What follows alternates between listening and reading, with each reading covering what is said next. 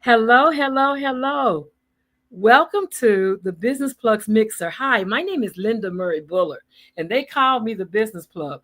You've just tuned in to the weekly business conversations with business people for business people. And today is no different from any other week. We are talking to my mentor. His name is Alex Hall, and he's going to come on and talk about from bars to barbells. I'll get it right in a minute. He's going to come in and talk about from bars to barbells, his um, fitness program that he has up in New York. I don't know why I'm stumbling over my words, guys. I guess I'm just excited, but I am. I'm truly excited. I am so happy to meet this young man. He's doing amazing things, and you're going to love, love, love listening to him talk about his story, talk about what he does in the world. But before we get to that, two things I need to tell you about, to keep the people off my back. So the first thing is, if you are looking to get funding for your business, like you've done all the things, you've checked all the boxes, you have your license, your insurance, you're doing all the things, but the one thing you haven't done is achieve gaining a grant, a contract, or an investor, then Saturday afternoon at 12 o'clock p.m. Eastern time, I am hosting Ready, Set, Funded online. I did an in-person one, and it was the worst storm that morning, so people got scared. But this one is online, and it's $63. It's $63 for a seat. Go ahead and get your seat because the spaces are limited, but it's an opportunity for you to learn everything you need to do to get positioned so that your business can have access to capital. The whole goal is, when I talk to funders, they say, well, we can't find people that are ready. Well, hey, this is your opportunity to get ready. Okay. So I'm going to help you get ready for funding so you can get capital, whether you're looking for grants or you're looking for contracts or you're looking for investors. Now, that's that thing. If you have a business and you're stuck, you're like, I don't know what I'm doing. I've done all the things. I'm not seeing any movement. I'm making a few dollars here and a few dollars there.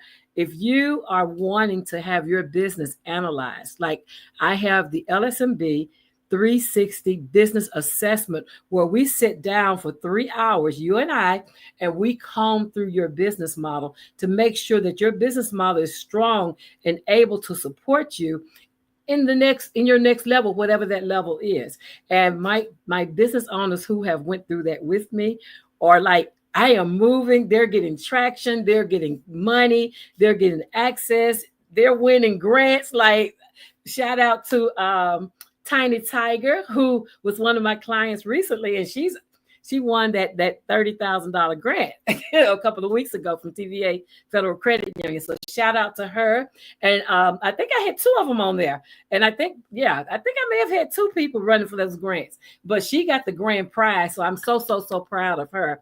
So keep going, keep applying what you learned, babes, and just rinse and repeat and keep it going. So with that being said and done, ladies and gentlemen, I've done all my house cleaning and my housekeeping, and now I'm ready to introduce to you Mr. Alex Hall. So would you please welcome him to the stage? Hey, Alex, how are you? Hey, I'm doing great, Linda. How are you? I am good. So, Alex, tell my audience, who is Alex Hall? Who is Alex Hall? That's a loaded question. No, so I mean, what we're here for today? I'm from New York. Own and operate a brand of strength gyms called JDI Barbell.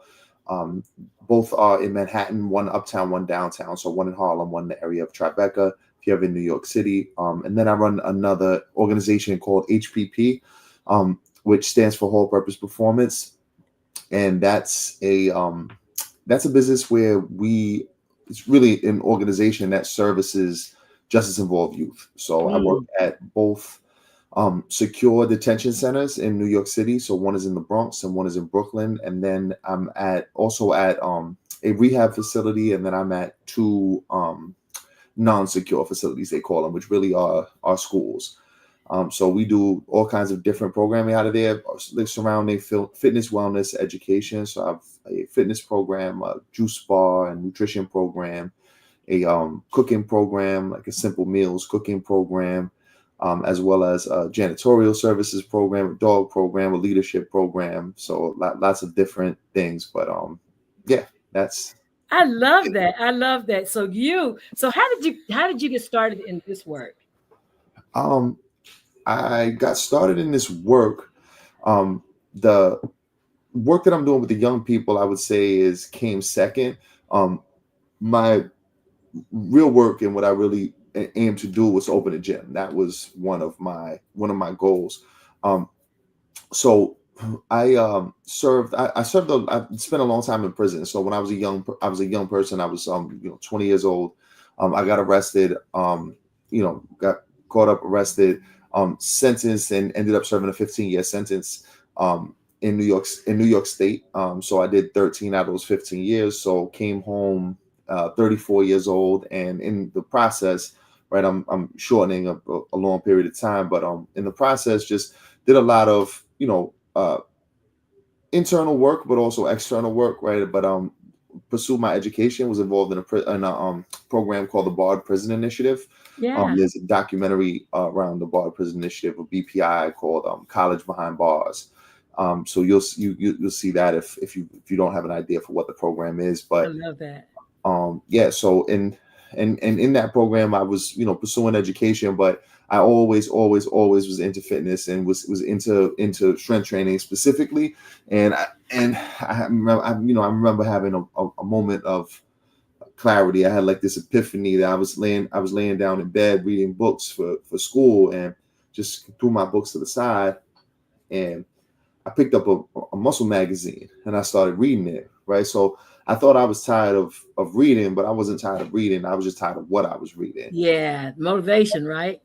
Yeah, definitely, and just interest. You know what I'm saying? So then I found that this interested me, and I said, if I'm doing this even when I don't want to be doing anything else, then maybe it's the thing that I should be doing. Yeah. Yeah, so that was where my and I've always been a bit entrepreneurial. So I always thought to myself, like, all right, being a personal trainer though is not necessarily going to be enough for me. So how do I take that to the next level? And my answer to that was, well, maybe I need to open up a gym. And Yeah. yeah, so then that's where it started. Wow. Wow. And so so do you focus on men and women, or who is your audience in the gym? Both, both. We have a lot of women come to our gym. People hear strength gym and they think, like, it's a bunch of big sweaty men in there, but it's definitely not. It's very, very mixed. Like, our community is super eclectic. Like, we have everybody from lawyers to economists to students, and just all types of people. New York City is like that generally, but I feel like these smaller kind of niche communities really bring out the variety of people who are here. Yeah. I agree. I agree. It's like you can find whatever. New York is like, I love Harlem. My cousin, I used to visit her. She lives over by the Apollo. Hmm. And I love that in the sections you can find whatever you're into. You can find general like-minded people everywhere all over New York. I Yeah, love that part about New York. And yeah. so when you're doing this, like, you're not just teaching fitness, you're also teaching nutrition, like helping people think smarter about how their bodies work and all. Definitely. I mean, at the gym, we don't at the moment offer like nutrition coaching, but it's always a part of the conversation, because people are also chasing like aesthetic goals at the same time as they're chasing strength goals, and they need to know where nutrition fits into that picture. So yeah, and nutrition is the most important thing to gaining or losing weight. So Absolutely. yeah. I love that. And so the support. So do you all do any competitions in your gym? We do. We do. We host right now we host a biannual powerlifting competition. So we do it in the fall and in the spring. And we have it's actually been, I mean, arguably the best meet hosted in New York City. Okay. We've had about 4 meets now. So that was been over the course of 3 years, though we started with a single meet, but our meet started as just like these things that we would do with our community. We would just have like mock meets, but then we realized that we could be throwing them and throwing them as functions. And we we then began to use them as a way to raise money for our community activities that we're doing in the gym. So Yeah. we ended up doing like a fiscal sponsorship Yeah. for what we're calling JDI Gives. So all of the money that comes in from the meats and like from concessions and from, you know, people coming in at the door is donated to our to JDI Gives, which is our does or handles our charitable work. So I that's, love it. yeah, and that supports then our scholarships. So we have a scholarship program. We give out 10 scholarships. Doesn't sound like a lot, but our entire No, population, yeah, that is a lot. No, any impression at all. Like I'm all about, you know, one of the organizations I work for, a Black Business Boom out of Nashville, and she gave $1,000 toward a young person's tuition, college tuition. That's huge. yeah, That's absolutely. huge. The impact of one, if we can all just get one, that'd be perfect. I mean, you know, so no, any impact in 10, I mean, that's phenomenal. Yeah, no, Absolutely. And so when you're doing this, but let me backtrack. So what does JDI stand for? Is that an acronym? so JDI is actually my partner's initials. Okay. So my partner in this, so JDI was actually founded by my partner. His name is Jesse Irizarry. So he founded the gym in 2016. When I came home in 2018, I located him through like looking for other gyms and working in multiple different gyms, but found him. It was really like up my alley. But it was a very small operation in Long Island City. And I came in just at the right time. So I came in and I told him that my intention was to open a gym. And he just was like, all right, yeah, you know, he's like supported me in that goal. But then he ended up losing a partner, and then I was kind of taking over a large portion of the coaching at the gym.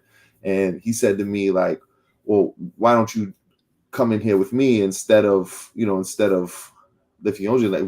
Would that interest you? And I was like, absolutely. You know, Yeah. I had already, you know, found a home there and found a community that I was, you know, that I could really get behind. And then we just took it, you know, a lot further from there. And that's when we moved from Long Island City, which is Queens, New York, and we moved to Harlem. And then we made Harlem work. And Harlem was actually in the middle of COVID. So like we moved from Long Island City to Harlem with some of our members' support, just, you know, continuing to pay memberships and, you know, then money from the government, actually. So from the SBA. The idle funding helped us. We weren't paying anyone on payroll, so we couldn't get any PPP money. But we used idle money to to fund like part of the move. And Absolutely. yeah, and then it started, you know, it just the model changed a little bit. So we had been working on a different model.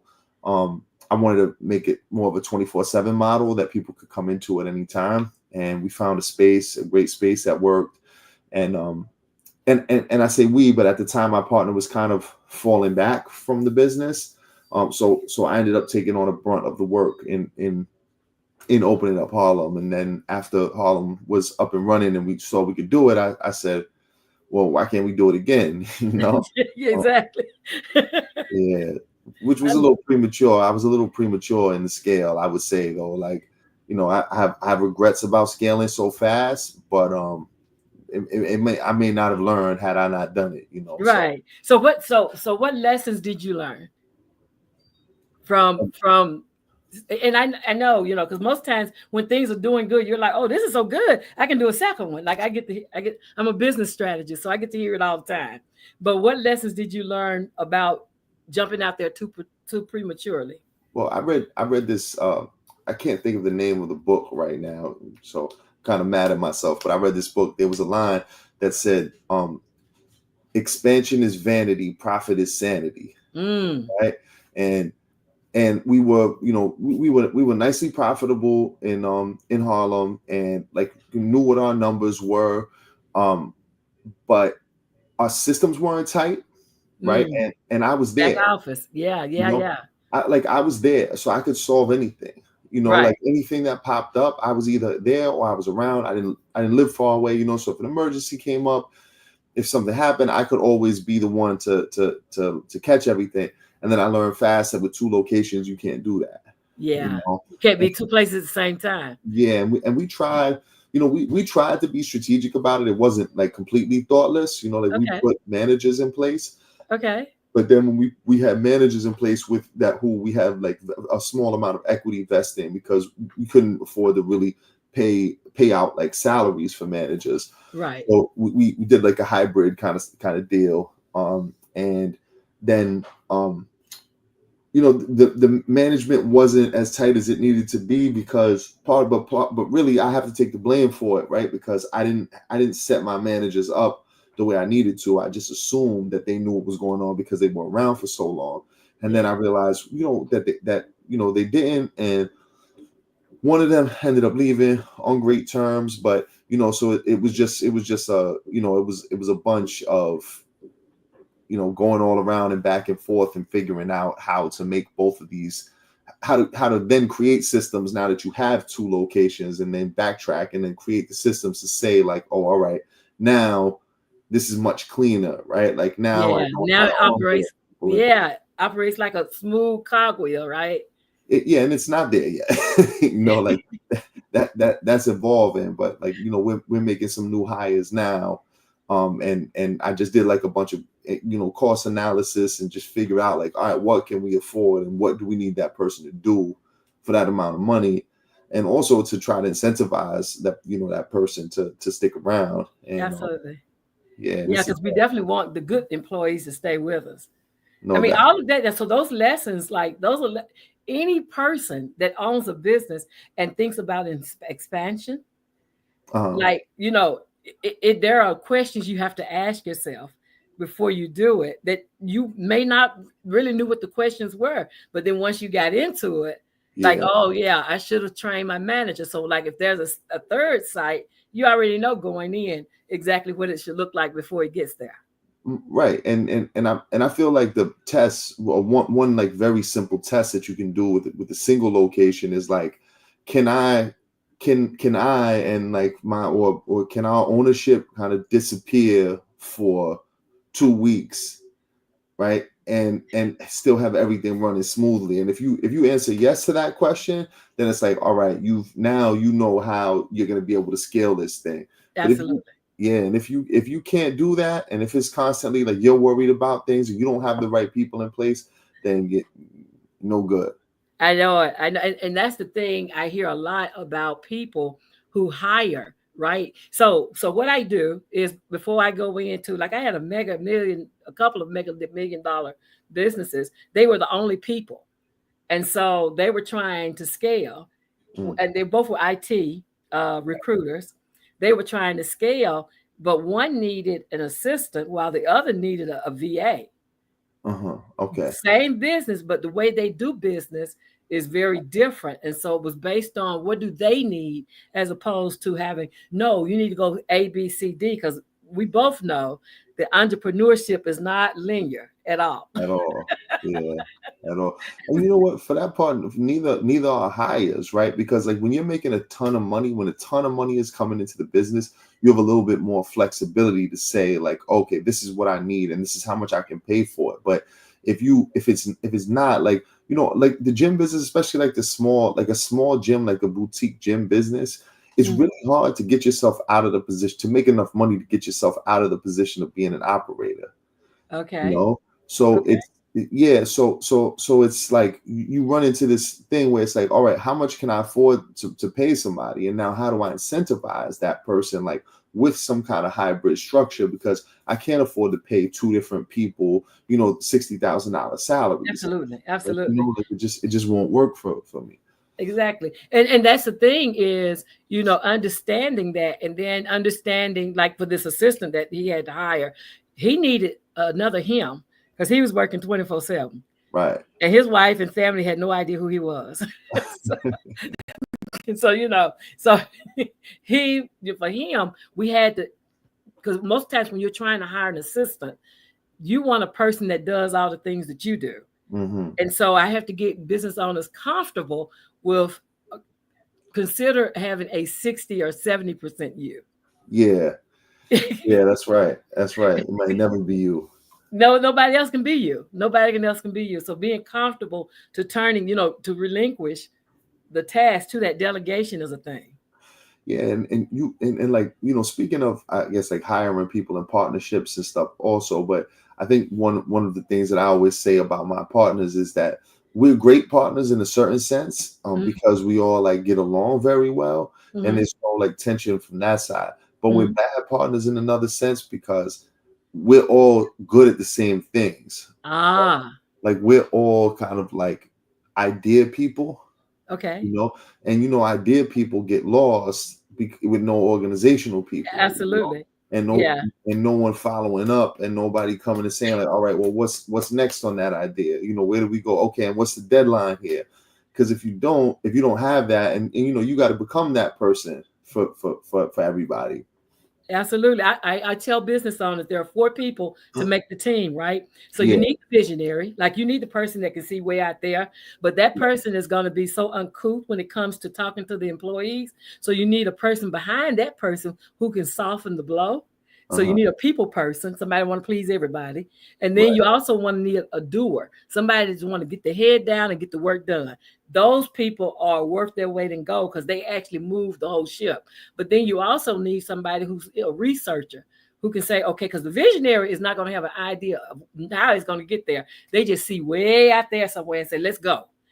But right, you need somebody who can say, okay, we can go, but let's do these steps to go. Let's plan it strategically out so it makes sense. So those four people, I tell all, I've been teaching this for since 2013. And so those four people are needed on every team, and it doesn't mean that you are locked into any one of those modes. At different times we all change up and we hmm become whatever we need to be to pull the team through. But ideally having people where that's their natural instinct right, is phenomenal. right. Because it makes a difference because they always default to it. Yeah, It's your yeah. natural instinct. That's just the way you operate in the world. Exactly, exactly. And it makes life so much easier. It Yeah. makes life so in getting partners, like I love that you have partners and I love that you all are idealists, that you all get together, but people have to, pivot those different strengths. But Right. yeah, but that it makes a good team because evidently, because you're doing wonderful work up there in New York. Thank you. Thank You you. I are. appreciate it. And I love what I love about you, and and I'm all about this whole contract thing, right? So that's my thing for this year is I want to help businesses learn how they can get recurrent income, Right. by getting into contracting and that whole world there. And so when you're doing, because you're doing state and government, right? I'm doing city. So You're my doing city. yeah, my primary funding is from the city, Okay. but the issue is that I'm not actually directly contracted. So I'm in a subcontract Mhm. relationships through other nonprofit Okay. organizations, which is a great relationship in a certain way because you don't have to worry about the reporting part. You don't have to worry about communicating necessarily with these city organizations that can be a mess. And especially like in the spaces that we're talking about corrections, we're talking about ACS, so um adolescent services, like those agencies, and people who have to watch over other people just tend to take on like lives of their own. It It's law is. enforcement essentially. Absolutely. And I love that you said subcontracting because subcontracting, all you do, you get to do the work. Right, You just get to put your nose to the ground and get the work done. right, And when you are the prime, there's a whole different shit. We were talking about that earlier about the reports and all those different things, the data elements, yeah, all that kind of stuff.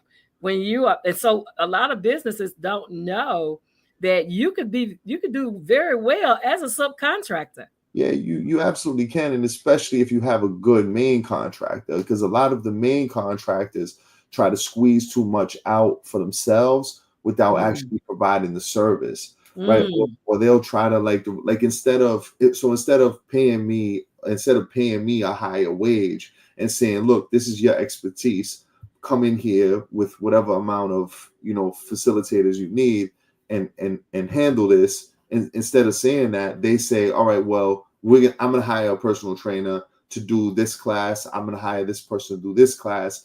And then they'll pay them, $40 an hour, $30 an mm. hour, right? And it's like, whereas their contract, you're talking about multi-million-dollar contracts, right? So if they start penny pinching the main contractor, then it creates a bad relationship with the subcontractor. Absolutely. But Absolutely. I've been privileged to like to see both and to be in a relationship with a good subcontractor. So it allows me to keep my people making a good wage, and then we can also make some money for ourselves. Absolutely. Because ideally, getting into contracting, ideally you want to the people, the front end people are the most important ones Yeah, in my eyes. In my right, eyes. And so I try to make sure, like when I'm subcontracting things out, that I'm taking care of them first.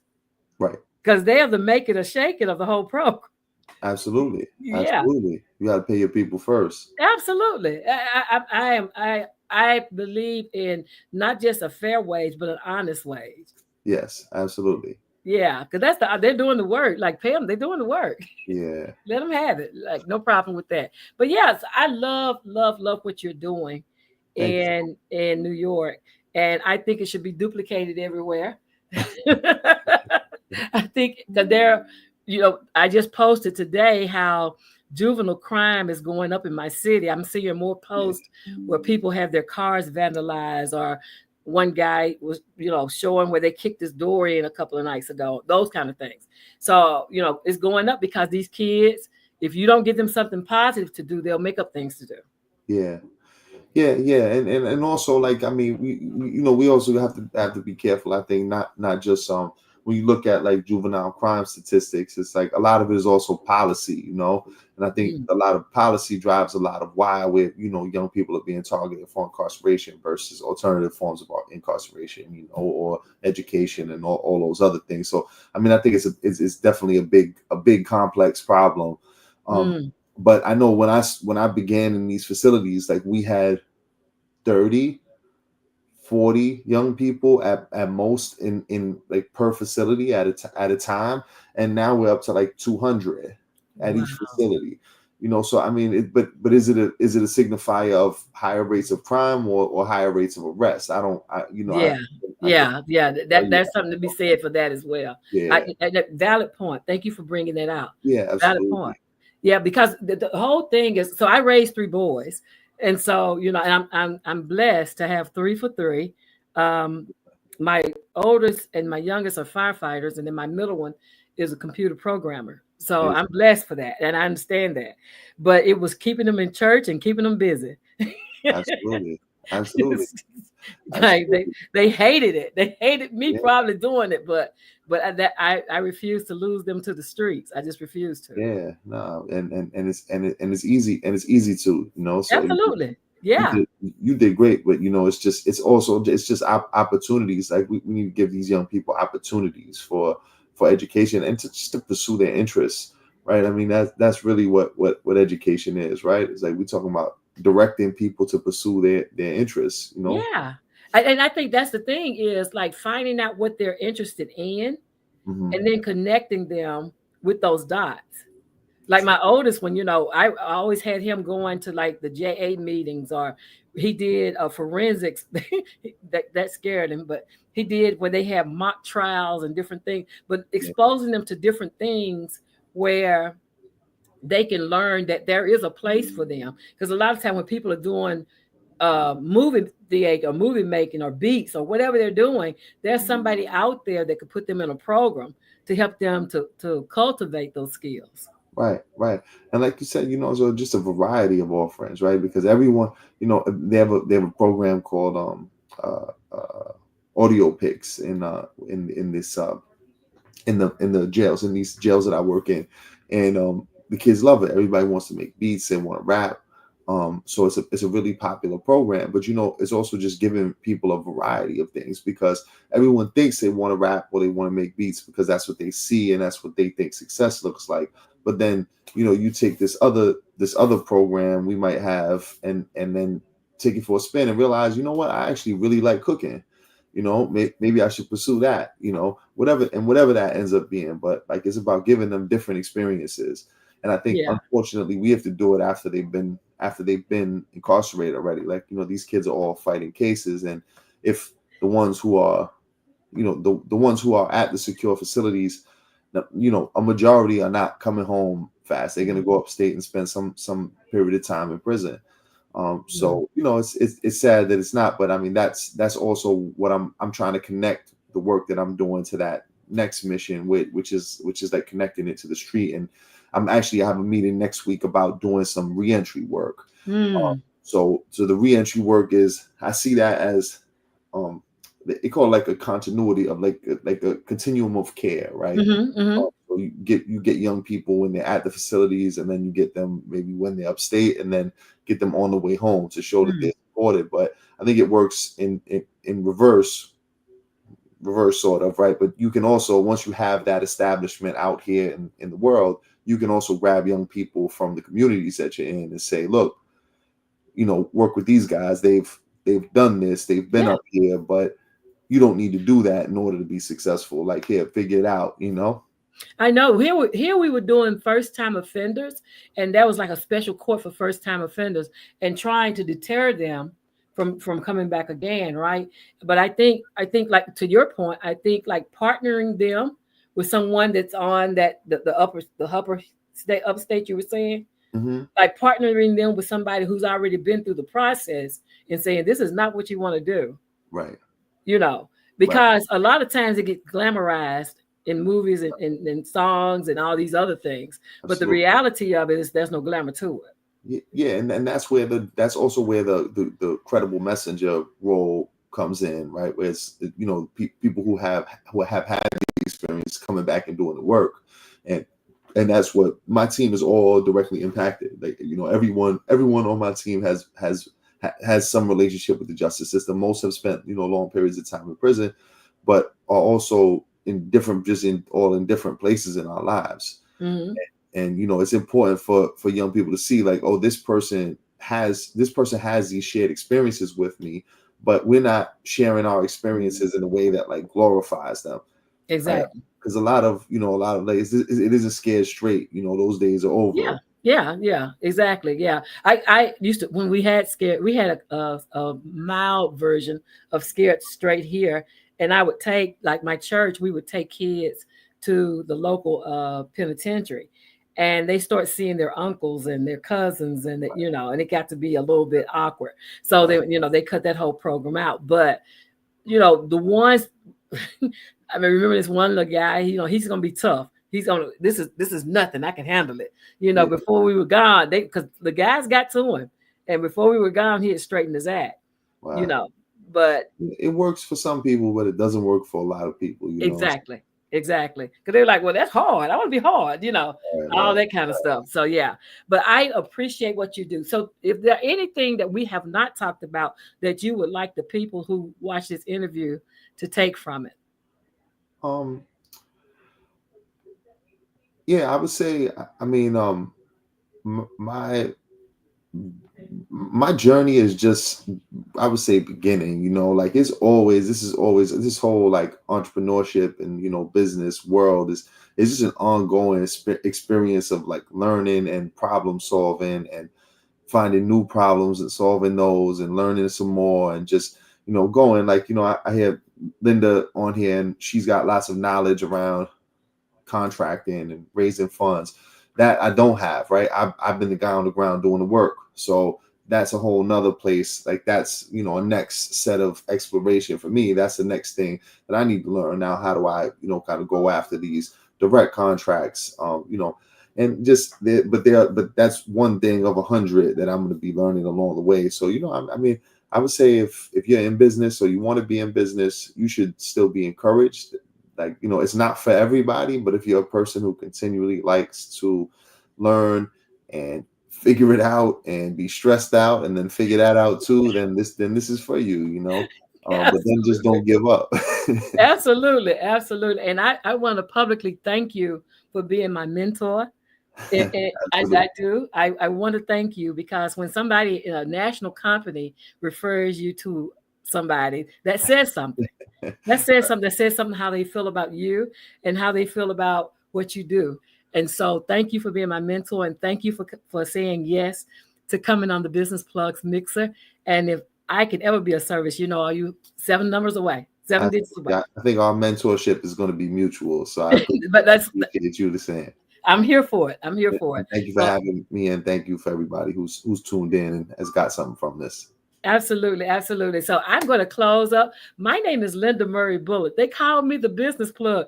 I just plugged you into JDI Barbells. Go ahead and click the links wherever you're watching this to connect with him. And we will see you next Sunday on the Business Plugs Mixer. Have a great week, everybody.